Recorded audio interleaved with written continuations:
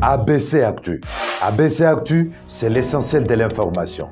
ABC Actu, c'est la politique, l'économie, le social, la culture, la religion, la science, la technologie, le développement et les divers. ABC Actu, l'essentiel de l'information pour vous, FM Prêt.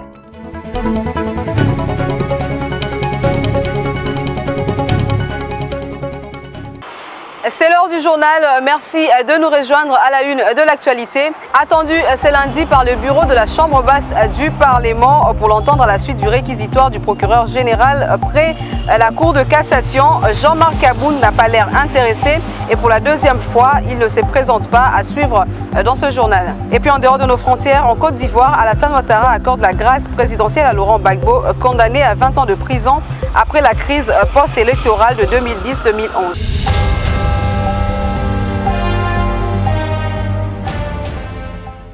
Je l'ai annoncé en titre, attendu ce lundi par le bureau de l'Assemblée nationale. Jean-Marc Kabound n'a pas l'air intéressé par l'invitation lui adressée par Christophe Mbosso. Ces derniers notent que le parquet général près la Cour de cassation n'a pas encore clôturé l'instruction judiciaire ouverte à la suite de l'autorisation d'instruction contre lui accordée par le bureau de la Chambre basse du Parlement. Pour Jean-Marc Kabound, le bureau de l'Assemblée nationale ne devra pas statuer précipitamment sur la demande d'autorisation de poursuite et de la levée des immunités aussi longtemps que l'instruction judiciaire est en cours.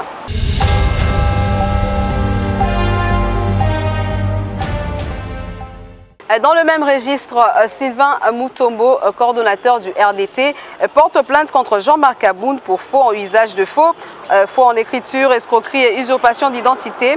Une annonce intervenue au cours du point de presse tenu le samedi 6 août au centre CEPAS. Regardez. Si le linge sale se lave en famille, dit-on, c'est pas le cas avec l'Union pour la démocratie et le progrès social. Revenant sur la sortie médiatique de Jean-Marc Kabound du 18 juillet dernier. Sylvain Moutombo, coordonnateur national du Rassemblement des démocrates séquedistes RDT, déballe tout sur l'ancien président haï du parti au pouvoir. Procédant à la manière d'un inspecteur d'enquête, l'ex-ministre délégué à la Défense a, au cours d'un point de presse tenu le samedi 6 août au centre CEPAS, annoncé le dépôt d'une plainte contre les députés Kabound, ou plutôt Kabounda, pour faux en écriture et usage de faux, usurpation d'identité, escroquerie et port illégal de décoration. Connu pour son franc-parler, Sylvain Moutombo a également exhibé un document de 16 pages retraçant d'après lui et dont les photocopies ont été déjà certifiées conformes aux originaux par le greffe du tribunal de grande instance de la Gombe. Toutes les identités qu'aurait emprunté l'ancien premier vice-président de l'Assemblée nationale. Mesdames et messieurs, par la grâce de Dieu et le patriotisme de nos concitoyens, nous avons mis la main sur les documents authentiques qui établissent la réalité des faits, qui fondent nos accusations. Poursuivant son discours, Sylvain Moutombo révèle que Jean-Marc Kabound est un zombie qui a infiltré les partis du Sphinx et il change d'identité selon les circonstances. Tous ces opposants que nous considérons aujourd'hui comme opposants, qui vont lui faire confiance, ils seront tous considérés dans le même panier du grand zombie.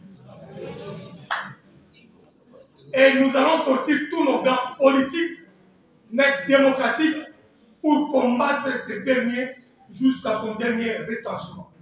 Soulignons que le Rassemblement des démocrates séquedistes vise sur la réélection et la conservation du pouvoir par Félix Tshisekedi en 2023.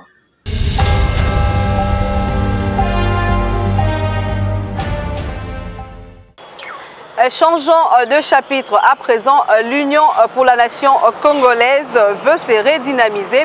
C'est dans cette optique que le président de la Fédération de jeunes de ces partis, cher Vital Kamerhe, a débuté sa tournée dans le Grand Katanga.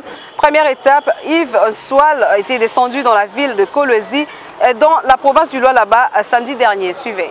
S'appropriant la redynamisation du parti amorcée par les secrétaires généraux Kambale et Radson Billy, Yves Swal, président de la Fédération de jeunes de l'UNC, à la tête d'une forte délégation, a débuté sa tournée dans le Grand Katanga. Samedi dernier, à Kolwezi, l'accueil réservé était chaleureux pour le numéro 1 de la jeunesse de l'UNC. Prenant la parole, Yves Swal monte au créneau en faisant du travail acharné, l'unique voie pour grimper les échelons au sein de l'UNC. Aussi, il a prêché sur l'amour et l'unité autour du président national, Vital Kamerhe. Jeune Vital Kamerhe, pour nous, c'est un modèle, c'est un guide. C'est un modèle d'un leadership responsable et rassembleur. Vital Kamerhe, pour nous, c'est un modèle de courage. Vital Kamerhe, pour nous, c'est un modèle de sacrifice. Otozala autour de lui pour impacter positivement sur la situation de notre pays. Ce qui peut te démarquer au sein de l'UNC, ce n'est que le travail, ton engagement. Mais les jeunes occupent une place très importante au sein de l'UNC. Pour preuve. Il a en outre promis de s'investir tant pour le soutien des candidatures de jeunes et le positionnement de jeunes dans le parti. La cérémonie s'est clôturée par l'adhésion de plusieurs personnes venues en guise de cause. L'étape de Kolwezi étant fermée, place à d'autres grandes villes du Grand Katanga.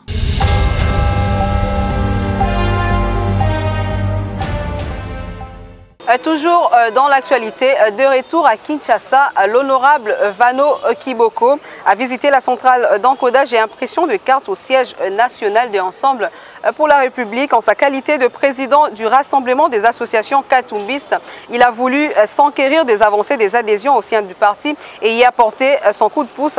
Urbain Kabeï était présent. Honorable Vano Kiboko est à Kinshasa depuis quelques jours. Le président du Rassemblement des associations katumbistes et au cadre des Ensemble pour la République était à son bureau ce samedi 6 août 2022.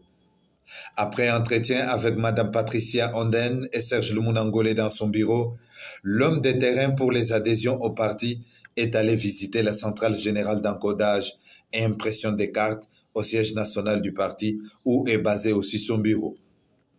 Ici, il a reçu les explications de l'informaticienne Cynthia Kassemukine. Toutes ces fiches viennent de l'intérieur. Ça vient de l'intérieur. Vous avez dit que ça vient de Chopo. Et l'autre de Sud Ubangi. Là, ça vient de Sud Ubangi. Combien de fiches à peu près? 8 000 uniquement pour Sud Ubangi. Ah, 8 000 pour Sud Ubangi. Donc ici, c'est plus de 20 000. Par exemple, les fiches du Grand Katanga vont à Lubumbashi. L'idée, c'était celle-là, c'était qu'on fasse des pôles de saisie et des pôles d'impression. Donc toutes les fiches de l'Équateur arrivent ici et il y a un codage de ces fiches à partir de Kinshasa pour éviter qu'on dise il n'y a pas de courant là-bas et on ne sait pas encoder, il n'y a pas d'ordinateur. Avec les adhésions, ils sont déjà au-delà de 800 000 adhérents, 29 000 encodés. Et c'est chaque semaine qu'ils reçoivent des fiches venant de province, a laissé entendre Redi Yamba, responsable de la centrale générale d'encodage et impression des cartes des Ensemble pour la République. Bonjour, je suis en train de visiter votre bureau d'encodage, mais je trouve qu'il y a beaucoup de litiges. Ici, il y a plus ou moins plus de 20 000 fiches. Alors dites-moi, quand est-ce que vous allez les vider? J'ai pris une équipe qui essaie d'encoder avec un target de 2500 fiches par mois par personne. J'ai 3 équipes par mois par personne. Honorable Vano Kiboko a annoncé venir assiéger Kinshasa dans un mois avec l'appui des associations pour faire adhérer 1 million de nouveaux membres à Ensemble pour la République. Moi, je me base sur une réalité parce que moi, je me dis à Kinshasa, nous devons avoir 1 million d'adhérents. À Kinshasa, je ne compte pas l'intérieur. À Kinshasa. Et c'est faisable. Si nous nous y mettons, c'est faisable. Je vous dis, monsieur Rudy, je ne me vante pas. Si je viens à Kinshasa, je m'assois à Kinshasa 2 mois sans bouger, dans tous les districts, on va passer maison par maison. On peut. Avant de quitter le siège, l'homme qui a conquis le Grand Katanga avec les adhésions a visité la salle des réunions VIP Pierre Lumbi au Congo. Ce mentor du parti, parti il y a 2 ans.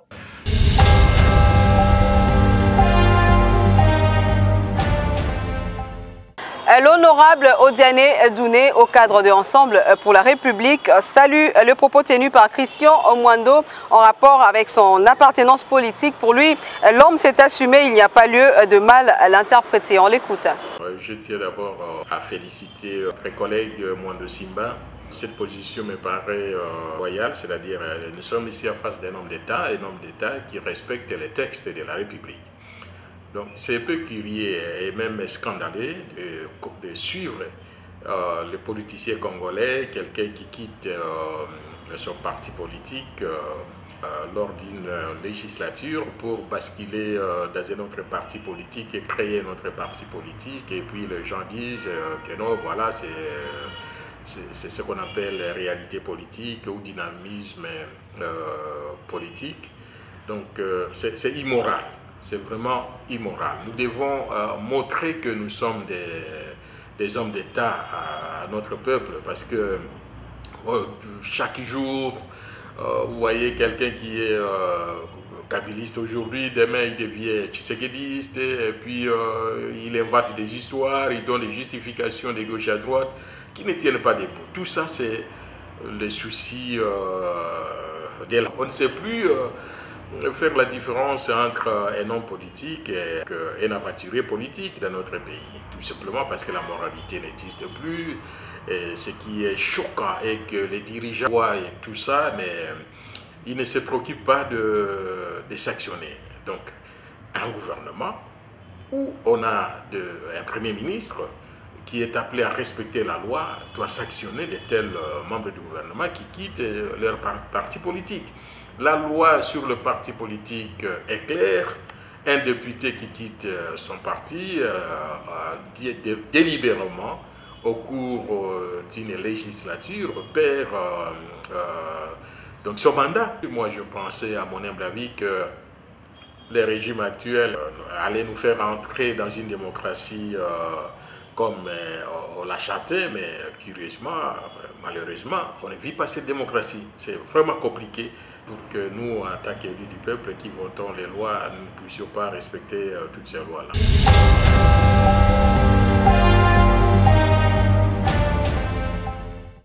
Autre chose à présent, l'honorable Gratien Irachan de Saint-Nicolas a communié avec sa base de Béni ce week-end dans la province du Nord Kivu. C'est au cadre de Ensemble pour la République à sensibiliser la population à adhérer à son parti. Regardez. Ensemble pour la République, cher au président Moïse Katumbi, le député national Irachan s'était également lancé dans la campagne d'adhésion de nouveaux membres au sein du parti. Ensemble, on gagnera, on gagnera. 2023, Moïse Katumbi, président de la République démocratique du Congo. En 14 jours, le député Irachan a mobilisé le peuple iturien derrière la vision de son président Moïse Katumbi.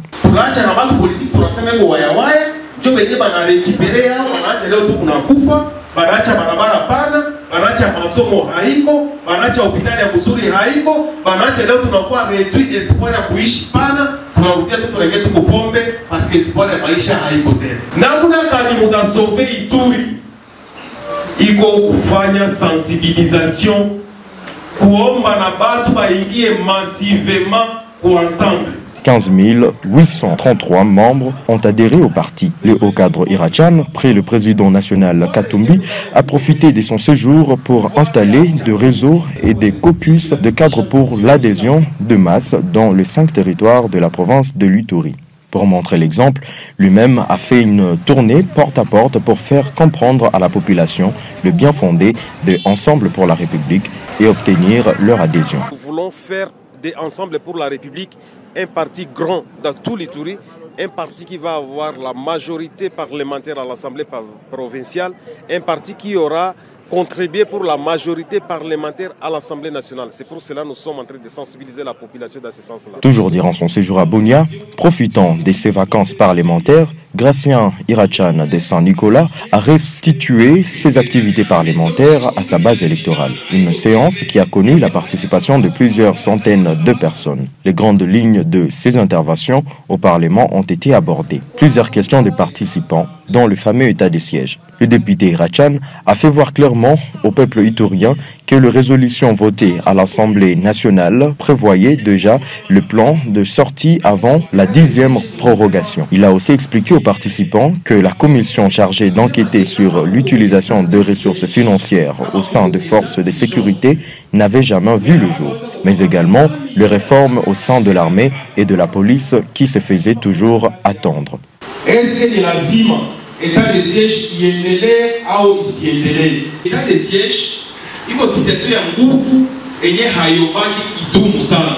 Kuile resolution tulivote kwa Assemblée nationale tulipenda iende ikamate juste kwenye kuko fujo. Sasa kweli tulipenda état de siège kama iko ikamate parti ya juu kwenye fujo iko, ikamate parti ya ilu kwenye fujo iko.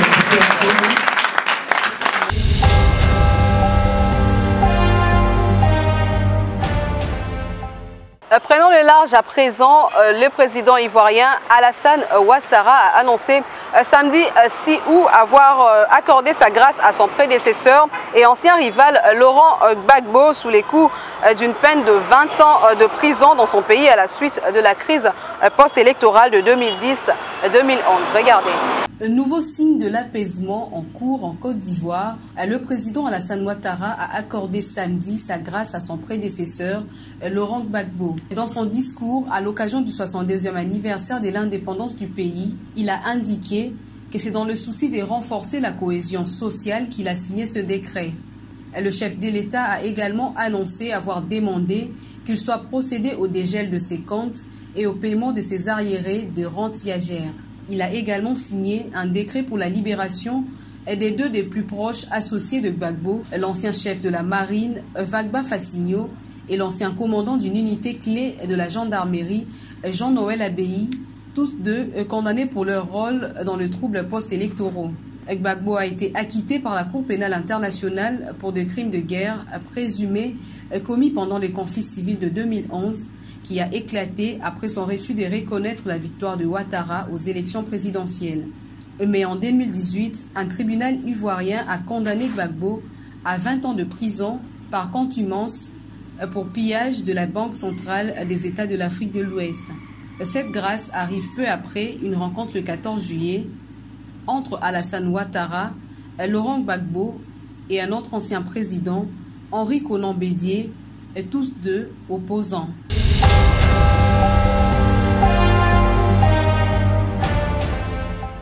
Ouvrant le registre sport à présent, c'est désormais officiel. L'entraîneur français Sébastien Desabre est le nouveau sélectionneur des Léopards de la RDC. L'homme l'a annoncé lui-même sur son compte Twitter pour taire la polémique qui s'est créée à ces sujets. Depuis l'annonce de la FECOFA, son club de Chamois Niortais avait, dans un communiqué, fustigé le comportement de la fédération congolaise visant à déstabiliser leur équipe. Sébastien Desabre ne sera pas dans sa première expérience en Afrique, car outre plusieurs clubs du continent qu'il a dirigé, il était à la tête de l'Ouganda lors de la CAN 2019 en Égypte. L'on se souviendra de sa victoire des 2-0 face à la République démocratique du Congo.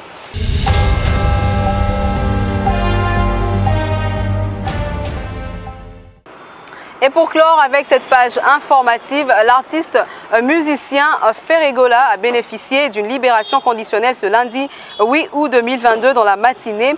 C'est son avocat qui l'a annoncé sur les ondes de la radio Top Congo FM. L'artiste est impliqué dans une affaire de violence sur un de ses proches, comme l'indique son entourage. Il n'avait pas répondu à la convocation de la justice française au début de l'affaire suite aux restrictions liées à la pandémie de Covid-19, d'où une condamnation par défaut et une interdiction de sortie de la France. C'est par ici que s'achève cette session d'information. Merci à vous de l'avoir suivi, mais avant, prenons le rappel de principaux titres. Attendu ce lundi par les bureaux de la Chambre basse du Parlement pour l'entendre à la suite du réquisitoire du procureur général près la Cour de cassation, Jean-Marc Aboun n'a pas l'air intéressé et pour la deuxième fois ne s'est pas présenté. Vous l'avez suivi avec plus de détails dans son session d'information. Et en dehors de nos frontières en Côte d'Ivoire, Alassane Ouattara accorde la grâce présidentielle à Laurent Gbagbo, condamné à 20 ans de prison après la crise post-électorale de 2010-2011. Ce journal est complètement terminé. Merci à vous de l'avoir suivi.